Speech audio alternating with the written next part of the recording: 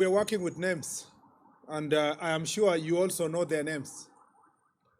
We know that it is not my responsibility as a cabinet secretary to investigate any individual specifically. But of course, from the reports we get, you can see clearly who are the coup plotters. You can also see it from the pattern of the areas where the protests were violent and intense, that there was an outright misuse of people who would have been, so to speak, political supporters, turning them against the rest of the citizens to make sure that you reign chaos and terror. Particularly of great concern is in Nyeri, where the Member of Parliament of Mathira was specifically targeted, his home, and the Member of Parliament of Kieni. And this pattern has continued from last year, and now there has been a specific pattern of the coup plotters targeting certain political leaders whom they think they are not giving them political support.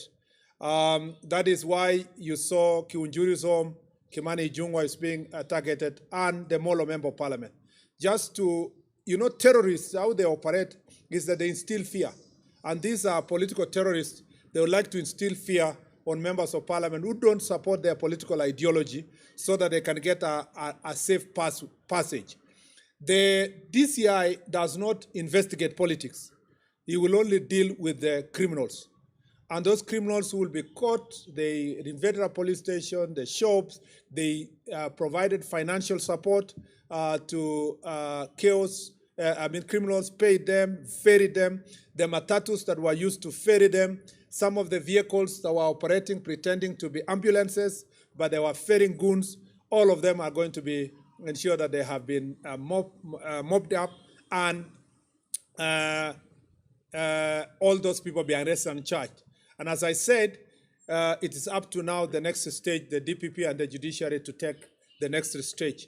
And as a country, it is not my duty to announce to you the names. You will see them when they appear before court, so that then the DCI can have an ample time to carry out its responsibility. But all those characters we know. This is not, let me say this, the problem we were facing yesterday is not about justice. It's not even justice about families who lost their loved ones. It's not even about genuine expression of views by citizens. It was just purely politics. And yesterday's game was political. But for people who are impatient to wait for the next elections, they think there is something they can do between now and next elections to get this administration out of office. They also think that because they are facing serious political upheavals, that orchestrating violence will help them negotiate a better passage from their current political challenges. So we know them, and Kenyans know them. And I have no doubt they will start running around the country with their propaganda, the usual. We are being targeted, our cousins are being targeted.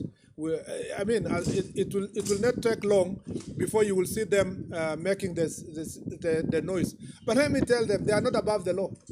They are not above the law. And I have said this before. We will make sure that this country is protected.